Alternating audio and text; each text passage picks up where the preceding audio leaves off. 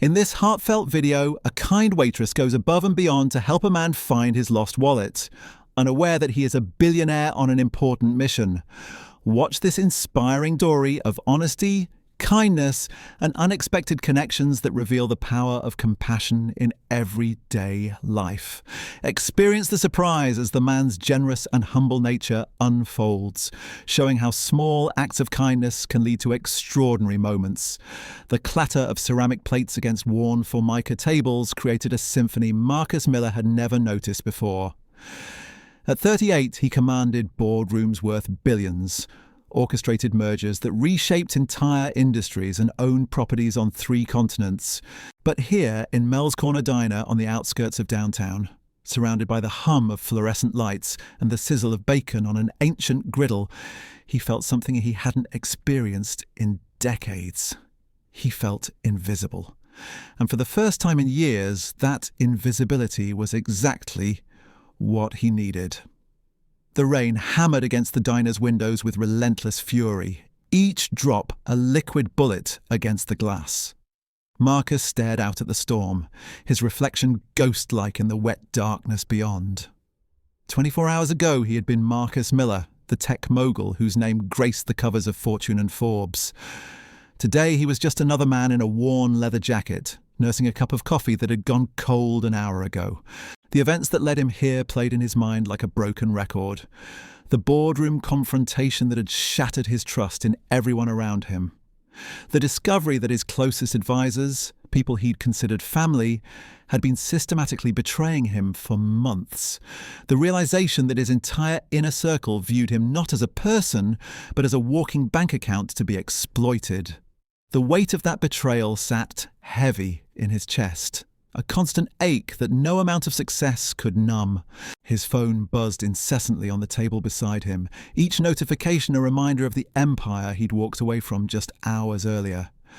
17 missed calls from his assistant, 43 unread messages from board members, and countless alerts from news outlets already speculating about his sudden disappearance from the shareholders' meeting. He ignored them all. For the first time in his adult life, Marcus Miller was off the grid, and the silence was both terrifying and liberating.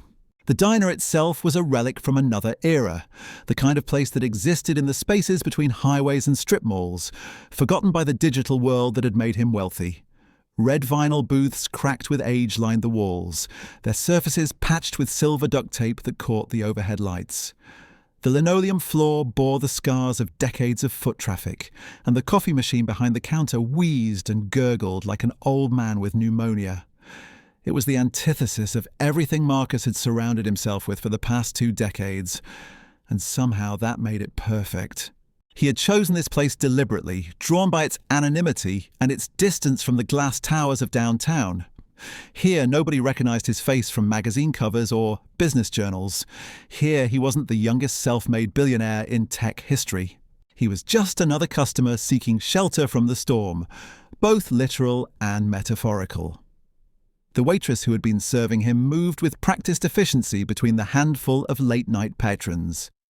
She was young, probably in her early 20s, with auburn hair pulled back in a messy ponytail and eyes that held a warmth Marcus hadn't encountered in years. Her name tag read Sophie, and unlike the calculated pleasantries he received from employees and associates, her smile seemed genuine, unforced. She had refilled his coffee 3 times without being asked, never once making him feel rushed despite the fact that he'd been occupying the corner booth for hours. When other customers became demanding or impatient, she handled them with a grace that spoke of experience beyond her years. There was something about her demeanor, a quiet strength that reminded Marcus of his grandmother, the woman who had raised him after his parents died in a car accident when he was 12. His grandmother had been a waitress too, working double shifts at a truck stop diner to keep food on the table and a roof over their heads. She had taught him the value of hard work, the importance of treating everyone with dignity regardless of their station in life. Those lessons had guided him through his early years, through the grueling nights of coding in his college dorm room, through the lean months when his startup existed on nothing but determination and instant noodles. But somewhere along the way, Success had insulated him from those principles. The higher he climbed, the fewer genuine human connections he maintained. His world had become populated by people who saw him as an opportunity, a resource to be leveraged. The betrayal that drove him here tonight wasn't just about money or business deals. It was about the crushing realization that he had allowed himself to become so isolated that he couldn't distinguish between authentic relationships and calculated manipulation. Marcus pulled his wallet from his jacket to pay for his coffee, his fingers automatically reaching for the leather billfold that had been a constant companion for over a decade. The wallet itself was unremarkable, a simple black leather design that bore the subtle wear of daily use, but its contents represented the weight of his identity. Credit cards that could purchase small countries, identification that opened doors across the globe, and a single photograph tucked behind his driver's license, a picture of his grandmother taken the week before she passed away 5 years ago. He placed a $20 bill on the table, far more than necessary for the modest check, and stood to leave. The rain had intensified, transforming the parking lot into a shallow lake that reflected the neon signs of nearby businesses. He pulled his jacket tighter against the cold and stepped into the storm, feeling the icy water immediately soak through his shoes. It wasn't until he reached his car, a modest sedan he had rented under an assumed name, that he realized his mistake. His jacket pocket, the one that had held his wallet moments before, was empty. Panic flooded through him, not because of the money or credit cards, but because of that photograph. It was the only picture he had of his grandmother, the last tangible connection to the woman who had shaped the man he was supposed to be. He retraced his steps frantically, searching the ground between his car and the diner entrance.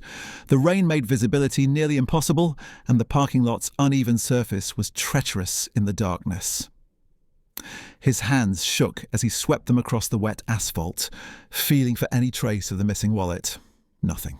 The diner's interior felt suffocatingly warm after the bitter cold outside.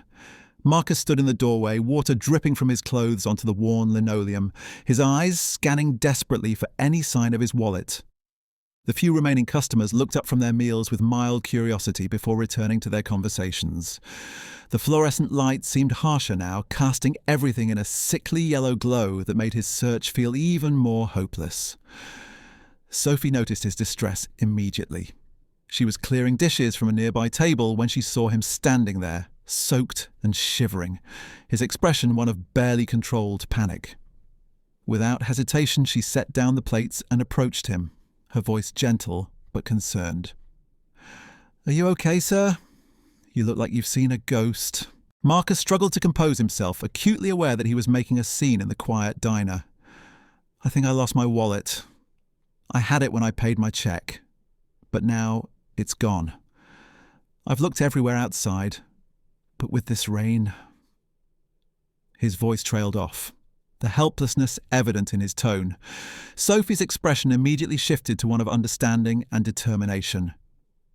"Don't worry, we'll find it. Let me check around your booth first. Then we can expand the search from there." She moved with purpose toward the corner booth where he had spent the evening, her eyes scanning every surface, every crack in the vinyl upholstery. What struck Marcus wasn't just her willingness to help, but the genuine concern in her voice. There was no calculation behind her offer, no assessment of what she might gain from assisting a stranger. It was simple human kindness, the kind he had forgotten existed in his world of boardrooms and business deals. Sophie dropped to her hands and knees beside the booth, using her phone's flashlight to peer into the shadows beneath the table. Her uniform would undoubtedly be dirty afterwards, but she showed no concern for her appearance as she methodically searched every possible hiding place. Marcus watched her work, feeling a mixture of gratitude and shame. When was the last time someone had gone out of their way to help him without expecting something in return? "Found it!" Sophie's voice carried a note of triumph as she emerged from beneath the booth, holding his wallet aloft like a trophy. "It must have fallen out when you stood up. These old booths have gaps in the cushions that could swallow a small car." Relief flooded through Marcus as he took the wallet from her hands, immediately checking for the photograph. It was there, safely tucked behind his license, his grandmother's smile captured forever in faded colour. He looked up at Sophie, this young woman who had just saved the most precious thing in his world, and realized he was seeing something rare and beautiful. He was seeing genuine goodness in action. "I can't thank you enough," he said, his voice thick with emotion. "This wallet, it contains something irreplaceable. You have no idea what this means to me." Sophie smiled, brushing the dust from her uniform with practiced efficiency. "Don't mention it. I know how it feels to lose something important. Besides, it's what anyone would do, right?" Her casual dismissal of her own kindness only made it more remarkable to Marcus. In his experience, people who performed acts of genuine charity rarely downplayed their actions. They typically expected recognition, gratitude, or reward. As Marcus prepared to leave again, he found himself hesitating. This brief encounter had shown him something he thought had disappeared from the world, or at least part of it. Sophie leased from his corner's simple act of kindness had cracked open something inside him that had been sealed shut for years. For the first time since discovering his advisor's betrayal, he felt a spark of hope.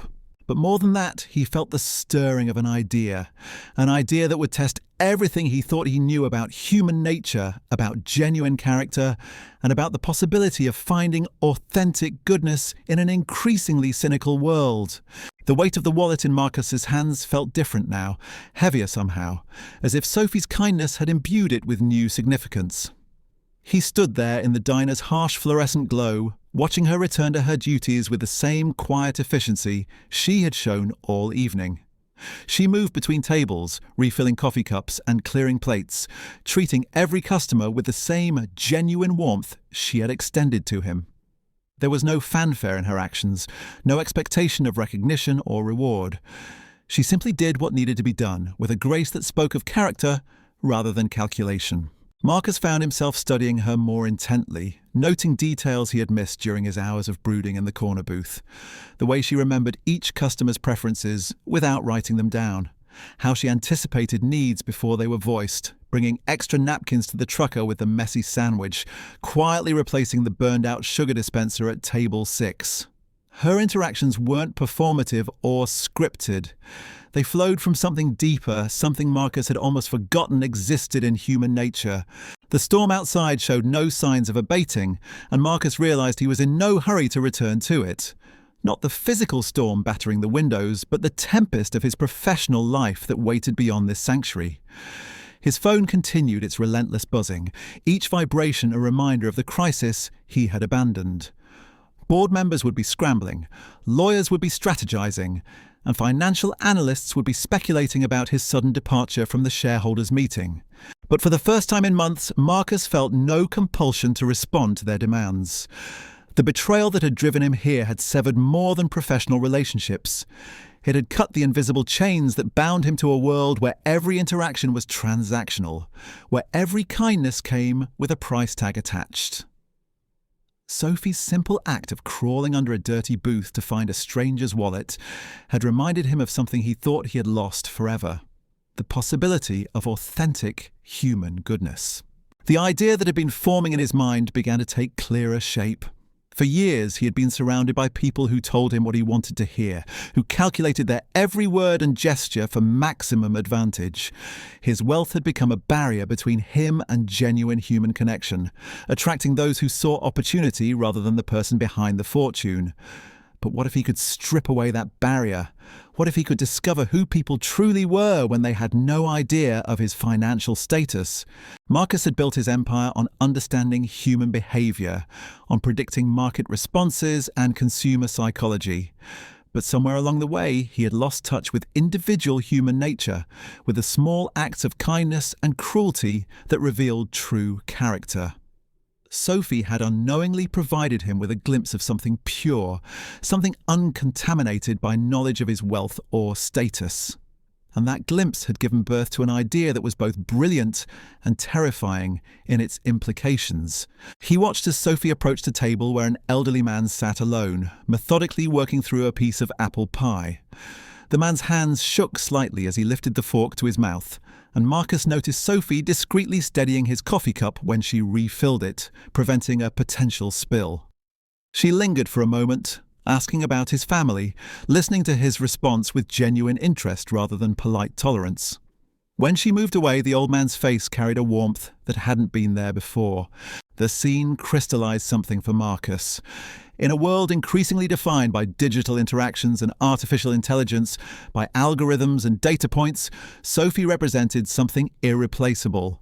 She possessed what no amount of technology could replicate: genuine human empathy, the ability to see beyond surface appearances and respond to the person rather than the persona. His phone buzzed again, this time with a call from his head of security. Marcus had been missing for over 6 hours and people were beginning to panic. He declined the call, but the interruption served as a reminder that his absence wouldn't go unnoticed indefinitely. Soon his disappearance would become a news story. Search parties would be organised, surveillance footage would be analysed, and his carefully constructed anonymity would evaporate. But perhaps that was exactly what he needed. The idea taking shape in his mind required time, planning, and most importantly, complete secrecy. He couldn't execute it as Marcus Miller, the billionaire tech mogul whose face graced magazine covers and whose every move was scrutinised by financial media. He would need to become someone else entirely, someone ordinary enough to move through the world unnoticed, unremarkable enough to encounter authentic human behaviour. Sophie passed by his booth again, and Marcus made a decision that would change both their lives forever. He stood and approached the counter where she was organising receipts for his earnings the night. Up close, he could see the fatigue in her eyes, the kind of bone-deep weariness that came from working multiple jobs to make ends meet. Her uniform, though clean and pressed, showed the subtle signs of wear that spoke of financial constraint. The shoes she wore were practical rather than fashionable, chosen for comfort during long shifts rather than style. "Excuse me," Marcus said, his voice carrying a nervousness that surprised him. For a man who regularly addressed audiences of thousands, who negotiated deals worth billions, approaching a young waitress shouldn't have felt intimidating. But something about Sophie's genuine nature made him acutely aware of his own artifice, his own carefully constructed public persona. She looked up from her receipts, that same warm smile spreading across her face. "Did you need something else? More coffee for the road?" "Actually, I wanted to ask you something," Marcus began, then paused, uncertain how to proceed. The question he wanted to ask was complex, loaded with implications he couldn't yet explain. "Do you believe people are fundamentally good or bad?" Sophie blinked, clearly not expecting such a philosophical inquiry from a customer at nearly midnight in a roadside diner. But she considered the question seriously, her brow furrowing in thought. "That's a heavy question for this time of night," she said, with a gentle laugh. "But I guess I think people are mostly good, deep down. Sometimes circumstances make them act badly, or fear makes them selfish. But I think most people want to do the right thing, given the chance." Her answer was immediate and unguarded, spoken with the conviction of someone who had genuinely considered the question before. It wasn't the cynical response Marcus had grown accustomed to hearing from his associates, who viewed human nature through the lens of market competition and corporate warfare. Sophie's worldview was refreshingly optimistic, untainted by the betrayals and disappointments that had hardened his own perspective. "What makes you so sure?"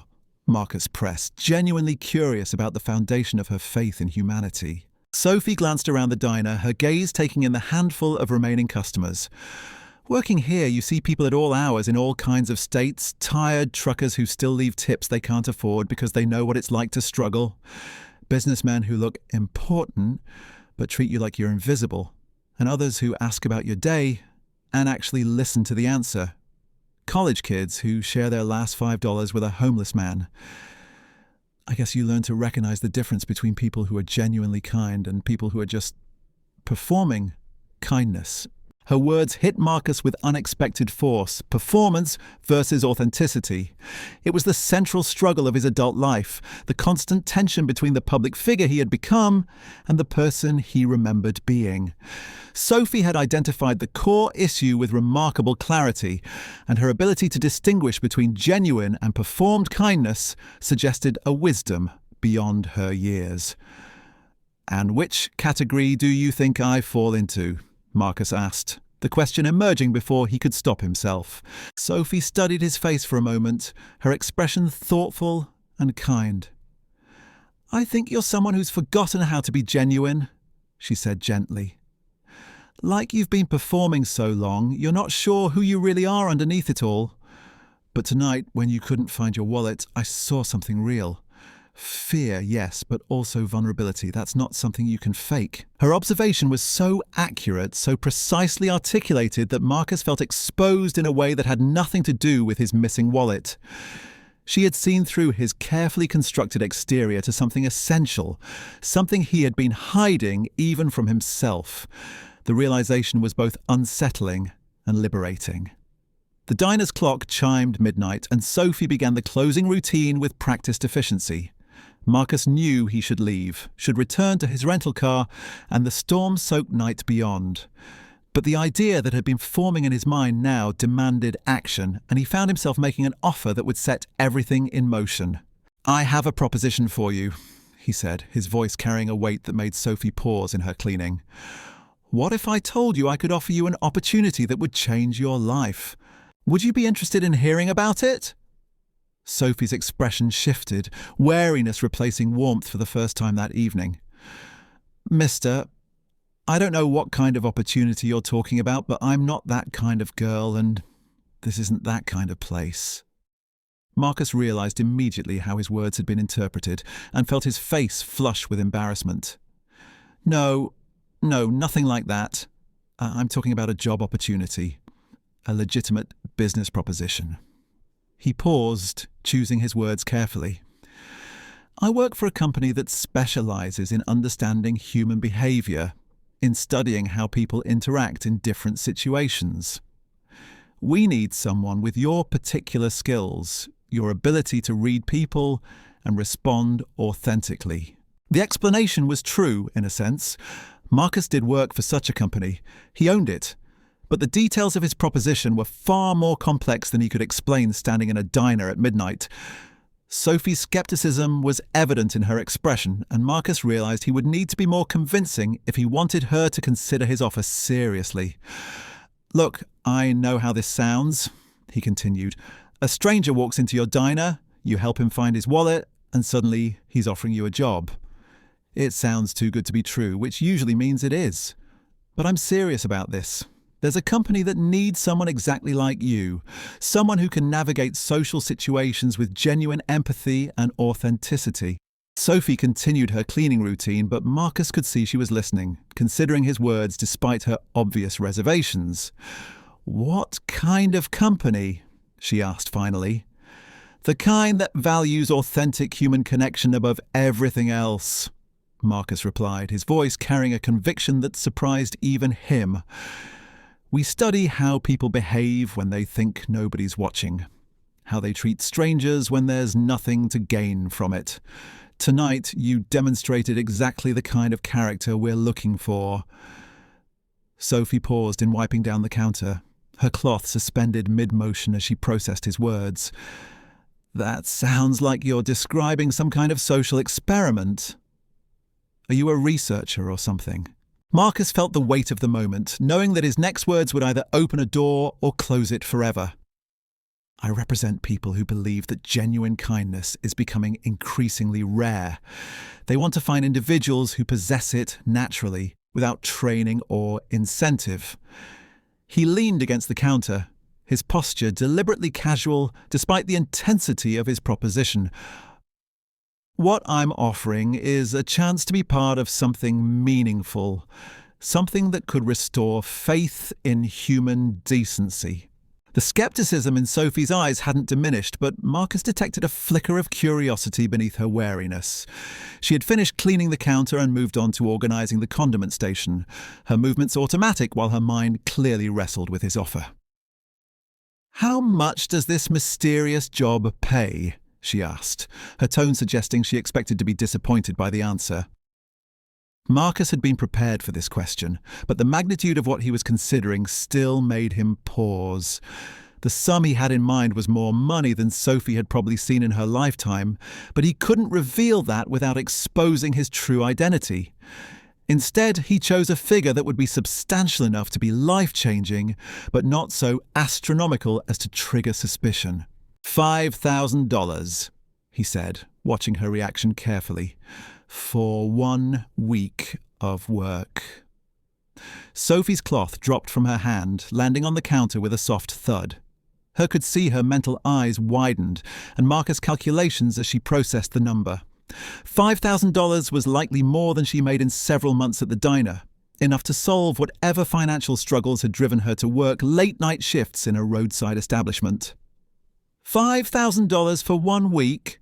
She repeated, her voice barely above a whisper. What exactly would I have to do for that kind of money? Because I'm telling you right now, there are things I won't do, no matter how much you're offering. Marcus appreciated her caution, even as it complicated his proposition. Her moral boundaries were exactly what made her perfect for what he had in mind, but they also made her suspicious of offers that seemed too generous. He needed to provide enough detail to seem legitimate without revealing the true scope of his plan. Nothing illegal, nothing immoral, he assured her. You would be placed in various social situations where we could observe how you interact with different types of people. Think of it as method acting, except you just be yourself. The goal is to document authentic human kindness in action. Sophie retrieved her cloth from the counter and resumed her cleaning, but Marcus could see the wheels turning in her mind. She was weighing the offer against her natural skepticism, balancing her obvious need for money against the risks of trusting a stranger with an unusual proposition. Who exactly is we? She asked. What's the name of this company? Marcus had anticipated this question as well, and his answer came smoothly despite the improvisation required. Miller Research Group. We specialize in behavioral analysis for corporate clients who want to understand consumer psychology and employee motivation. The name wasn't entirely fictional. It was one of the subsidiary companies under his corporate umbrella, though its actual function was quite different from what he was describing. And you just happened to stumble into this diner tonight and decide I'd be perfect for your research. Sophie's tone carried a note of incredulity that Marcus found both frustrating and admirable. Sometimes the best discoveries are accidental, he replied. Your behaviour tonight, the way you helped me without any expectation of reward, demonstrated exactly the kind of authentic character our clients want to understand. Most people would have pointed toward the lost and found box and gone back to their duties. You got down on your hands and knees to search under a dirty booth for a stranger's wallet. Sophie stopped cleaning and looked directly. And that at him. Her expression serious is worth $5,000 to your company. Your authentic kindness is becoming increasingly valuable in a world where everything feels calculated and artificial, Marcus said, and he meant every word. Companies are desperate to understand what motivates genuine customer service, real empathy, authentic human connection. You possess those qualities naturally. The diner had grown quiet, except for the hum of the refrigeration units and the distant rumble of thunder. The storm outside seemed to be moving away, but Marcus felt as though he was moving deeper into uncharted territory. His entire plan hinged on Sophie's response, on her willingness to trust him despite the unusual circumstances of their meeting. I'd need to know more details, Sophie said finally. Where would this take place? What exactly would these social situations involve? And how do I know you're legitimate and not some kind of predator or con artist? Her questions were reasonable, and Marcus realized he would need to provide more concrete information if he wanted to gain her trust. The challenge was crafting details that would satisfy her curiosity without revealing the true nature of his identity or intentions. The situations would be completely public and safe, he began. Things like interacting with customers in retail environments, helping people who appear to need assistance, responding to various social scenarios. You'd be observed from a distance, and everything would be documented for research purposes. Marcus pulled out his phone and showed her a professionally designed website for Miller Research Group, complete with corporate logos and academic credentials. He had created it years ago for a different purpose, but it served his current needs perfectly. This is our company website. You can research us online, check our credentials, even contact previous participants if you'd like references. Sophie studied the phone screen carefully, scrolling through pages of information that painted a picture of a legitimate research organization.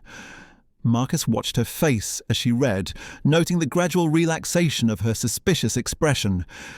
The website was convincing because it was based on a real company, even if its described function was creatively interpreted. "The participants you've worked with before," Sophie said, looking up from the phone, "were they satisfied with their experience?" "Completely," Marcus replied truthfully. He had worked with behavioral researchers in the past, though not in the context he was currently describing. Many of them found the experience enlightening, even transformative. They gained insights into their own character and behavior patterns. Sophie handed the phone back to him and resumed her closing duties, but Marcus could sense her resistance weakening. The combination of financial incentive and intellectual curiosity was working in his favour, though he knew she would need more convincing before agreeing to participate. "I have conditions," she said suddenly, her voice firm despite the uncertainty in her eyes. "If I agree to this, I want everything in writing. A contract that specifies exactly what I'll be doing, where it will take place, and what protections I have if something goes wrong." "Of course," Marcus agreed immediately. "Professional documentation is standard for this type of research. You'd also be provided with emergency contacts and safety protocols." Sophie nodded slowly, and Marcus could see her mental barriers continuing to erode. The prospect of earning $5,000 in a single week was clearly compelling, but he sensed that her interest went beyond mere financial motivation.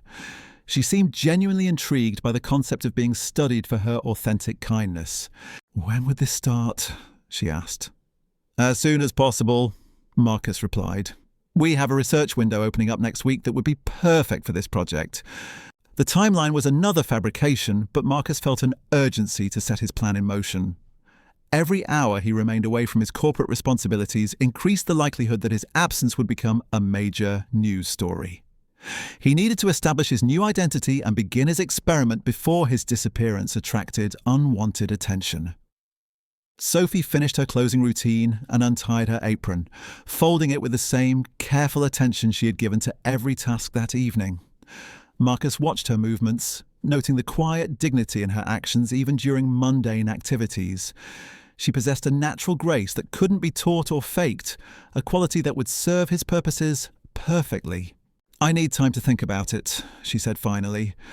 "This is a lot to process, and I don't make major decisions lightly." Marcus felt a surge of disappointment, but he forced himself to remain patient. Pushing too hard would only reinforce her suspicions and potentially drive her away entirely. "Of course. How much time do you need?" "Give me until tomorrow night," Sophie replied. "I'll do some research on your company. Think through the implications, maybe talk to someone I trust. If I decide to move forward, how do I contact you?" Marcus realized he hadn't thought through the logistics of maintaining contact while preserving his anonymity. He couldn't provide his real phone number or email address without risking exposure of his true identity. Instead, he pulled out a business card from his wallet, one of many he carried for various subsidiary companies and shell corporations. "This is my direct contact information," he said, handing her the card. "Michael Miller, Senior Research Coordinator." The name was close enough to his real identity to feel natural while providing necessary distance. "You can reach me anytime, day or night." Sophie accepted the card and studied it carefully, noting the professional design and contact information. "Michael Miller," she repeated. "And you're sure this is legitimate? Because I'm telling you right now, if this turns out to be some kind of elaborate scam, I'll make sure everyone in 3 counties knows about it."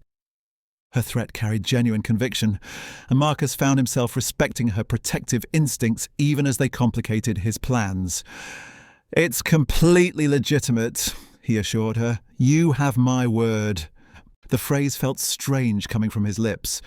When had his word last carried personal weight rather than corporate authority? In his business dealings, promises were backed by contracts and legal frameworks.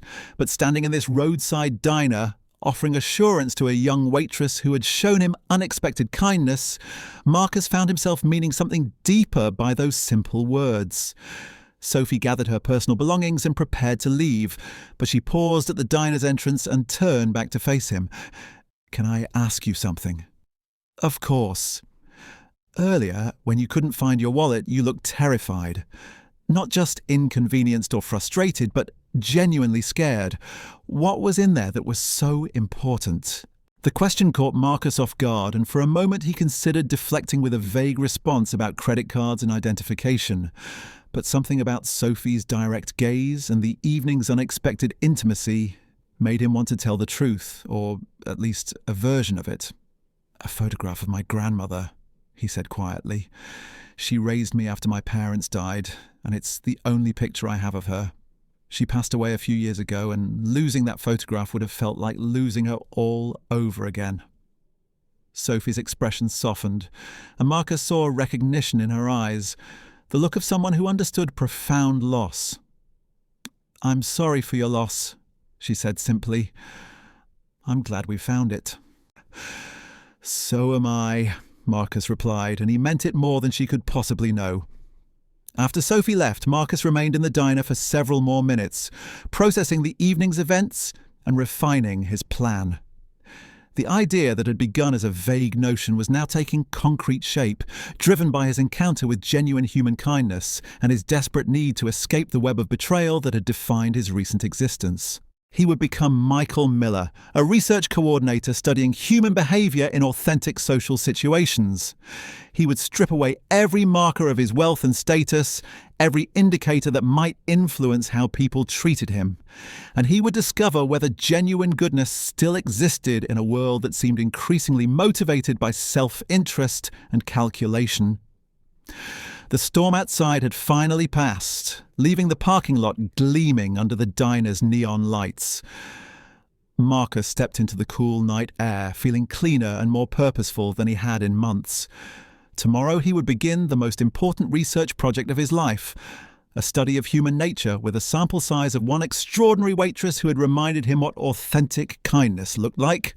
As he drove away from Mel's Corner Diner, Marcus Miller began planning his transformation into Michael Miller, unaware that this experiment in human nature would challenge everything he thought he knew about trust, authenticity, and the true value of wealth. The businessman who had lost faith in humanity was about to discover whether that faith could be restored by the simple act of experiencing life as an ordinary person in an extraordinary world. The transformation began the moment Marcus walked through the doors of his downtown penthouse the next morning. The space that had once represented the pinnacle of his success now felt like a mausoleum of his former life. Floor-to-ceiling windows offered a commanding view of the city skyline. But Marcus found himself staring not at the gleaming towers below, but at his own reflection in the glass. The man looking back at him bore little resemblance to the confident mogul who had graced magazine covers and commanded boardrooms. This man looked hollow, uncertain, as if the events of the past 24 hours had stripped away everything he thought he knew about himself. His phone sat silent on the marble kitchen counter, its screen dark for the first time in years. The constant stream of notifications that had once defined his existence had been deliberately severed. No urgent emails from executives, no breaking news alerts about market fluctuations, no calendar reminders of meetings that would reshape industries. The silence was both liberating and terrifying, like standing at the edge of a cliff and realizing you could either fall or learn to fly. Marcus moved through his apartment methodically, gathering items that would support his new identity. Designer suits were replaced with clothing purchased from department stores, garments that carried no labels or logos that might betray his true status. His Rolex disappeared into a safety deposit box, replaced by a simple digital watch that could have belonged to anyone. Credit cards linked to his personal accounts were secured away, replaced by prepaid cards loaded with modest amounts that would force him to live within carefully constructed financial constraints. The process of dismantling his public identity proved more complex than simply changing his wardrobe. Every aspect of his life had been carefully curated to project success and authority. His car, his address, his manner of speaking, even his posture had been shaped by decades of wealth and power. Becoming Michael Miller would require him to unlearn behaviours that had become second nature, to strip away the unconscious markers of privilege that separated him from ordinary people. He practiced in front of the bathroom mirror, adjusting his stance and expression. The confident bearing that commanded attention in corporate settings would need to be replaced with something more humble, more approachable. He studied his reflection, noting how small changes in posture and facial expression could dramatically alter his perceived status. Shoulders slightly hunched instead of squared, eyes that asked rather than demanded, a smile that sought approval rather than gave it. The apartment itself became a laboratory for his transformation. He rehearsed conversations with imaginary co-workers, practiced ordering coffee without the unconscious expectation of deference, experimented with taking public transportation instead of private cars. Each exercise revealed new challenges in his attempt to become ordinary. How did people without unlimited resources make decisions about where to eat, what to wear, how to spend their limited time and money? His first test came at a coffee shop 6 blocks from his penthouse. Marcus had walked past this establishment hundreds of times, but had never stepped inside. The clientele consisted of students hunched over laptops, business professionals grabbing quick caffeine fixes, and retirees reading newspapers at small tables. He joined the line behind a young woman juggling textbooks and a worn backpack, her clothes clearly chosen for comfort and durability, rather than fashion. When his turn came, Marcus found himself struggling with the menu. In his previous life, assistants had handled such mundane decisions, or he had frequented establishments where his preferences were already known. Now, faced with an array of options and a barista waiting impatiently, he felt genuinely uncertain. The prices seemed simultaneously reasonable and expensive, depending on his perspective. As Michael Miller, $5 for a specialty drink represented a significant expenditure. As Marcus Miller, it was barely worth noticing. He ordered a simple black coffee and paid with cash, noting how the barista's demeanour remained consistently neutral. No special recognition, no subtle deference, no calculation of potential benefit from their interaction. He was simply another customer in an endless stream of caffeine seekers, and the anonymity felt both foreign and refreshing. Finding a seat by the window, Marcus observed the other patrons with new eyes. These were the people his companies served, the consumers whose behavior drove market research and product development. But sitting among them as an equal rather than observing them from above, he began to notice details that had escaped his attention during years of corporate analysis. The way the student carefully counted coins before making her purchase, the businessman who lingered over his newspaper to avoid returning to work, the elderly couple sharing a single pastry while holding hands across their small table. Each interaction revealed layers of human complexity that his corporate research had reduced to demographic data and purchasing patterns. The student wasn't just a target market for budget-conscious products. She was someone balancing education with financial survival, making sacrifices that would shape her future. The businessman wasn't merely a consumer of convenience items. He was someone seeking small moments of peace in what appeared to be a stressful existence. Marcus spent 3 hours in that coffee shop, watching and learning. When he finally left, he carried with him a deeper understanding of what his experiment would require. Becoming Michael Miller wasn't just about changing his appearance or adjusting his behavior. It would demand that he fundamentally alter his perspective on human interaction, that he learn to see people as individuals rather than market segments. The apartment he rented for his new identity stood in stark contrast to his penthouse sanctuary. Located in a working-class neighbourhood 40 minutes from downtown, the space was small, functional, and utterly ordinary. 1 bedroom, 1 bathroom, a kitchen barely large enough for 2 people, and a living room that could accommodate a single couch and television. The walls were painted in neutral beiges and whites, the carpet showed signs of previous tenants, and the appliances were old but serviceable. Marcus had chosen the location carefully, researching neighbourhoods where his background story would seem plausible, and his presence wouldn't attract undue attention. The building housed a mix of young professionals, retirees, and families, creating a community where everyone minded their own business while maintaining the casual friendliness that characterized middle-class suburban life. His new neighbors were exactly the kind of people he had lost touch with during his rise to wealth. Sarah from apartment 3B worked as a nurse at the local hospital, often returning home exhausted from 12-hour shifts. Tom and Linda from across the hall were retired teachers who spent their evenings tending a small garden in the building's courtyard. The young couple in 2A were saving money for their wedding, carefully budgeting every expense while maintaining optimistic plans for their future. These were people who worried about car repairs and utility bills, who celebrated small victories and supported each other through everyday challenges. Marcus found himself genuinely curious about their lives, their struggles, their sources of happiness. When Sarah's car broke down, the entire building seemed to rally around her, offering rides and mechanical advice. When Tom and Linda celebrated their 40th anniversary, neighbours contributed homemade dishes for an impromptu party in the courtyard. The sense of community was something Marcus hadn't experienced since his childhood, before wealth had isolated him behind gates and security systems. His penthouse building housed dozens of wealthy individuals, but he couldn't recall a single instance of genuine neighbourly interaction. People nodded politely in elevators and maintained appropriate social distances, but there was no real connection, no shared investment in each other's well-being. Living as Michael Miller forced Marcus to participate in this community in ways that felt both awkward and enlightening. He helped Sarah carry groceries up 3 flights of stairs when the elevator broke down. He accepted Linda's invitation to join their anniversary celebration, contributing a store-bought cake that felt embarrassingly inadequate compared to the homemade offerings from other neighbours. He listened to the young couple's wedding plans with genuine interest, offering advice that came from his business experience but was carefully framed as common sense rather than expertise. Each interaction taught him something new about authentic human connection. These people helped each other not because they expected something in return, but because helping felt like the right thing to do. They celebrated together because shared joy multiplied their individual happiness. They supported each other through difficulties because community made burdens bearable. The contrast with his previous social circle was stark and troubling.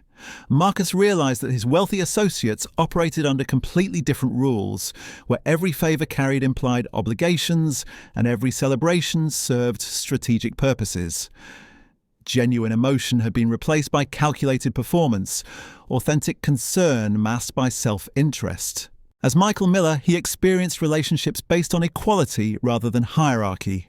His neighbours didn't defer to him or compete for his attention. They accepted him as just another member of their community, someone who shared their struggles and contributed to their collective well-being. The lack of pretense was simultaneously refreshing and challenging, forcing him to engage with people based on his character rather than his status. 3 days into his new life, Marcus received a text message that would set his experiment in motion. Sophie had researched Miller Research Group thoroughly and decided to accept his offer. Her message was brief and professional, but he could sense her continued wariness beneath the formal language. She wanted to meet at a neutral location to discuss the details before committing fully to participation. They arranged to meet at a small restaurant near the university, a place that served decent food at reasonable prices to a clientele of students and local professionals. Marcus arrived early, choosing a corner booth that would provide privacy for their conversation while allowing him to observe Sophie's behaviour in a different environment than the diner where they had first met. She entered precisely on time, dressed in casual clothes that suggested she had come directly from another job. Her appearance was neat but economical, every choice reflecting the careful budget management of someone living paycheck to paycheck. She scanned the restaurant until she spotted him, then approached with the same confident stride he remembered from the diner. "Michael," she said, extending her hand in greeting. Her handshake was firm and direct, neither intimidated by the professional setting nor trying to project false confidence. "Sophie, thank you for coming. I hope you had a chance to research our company thoroughly." Sophie's simple act of crawling under a diner booth to find a stranger's wallet had set in motion something far greater than either of them could have imagined. Marcus Miller's journey from cynical billionaire to Michael Miller, ordinary citizen, would challenge everything he believed about human nature and authentic connection. In a world where wealth often builds walls between people, sometimes it takes losing everything to discover what truly matters. The real experiment wasn't about studying kindness, it was about rediscovering it. Because genuine human goodness doesn't need a price tag, it just needs recognition.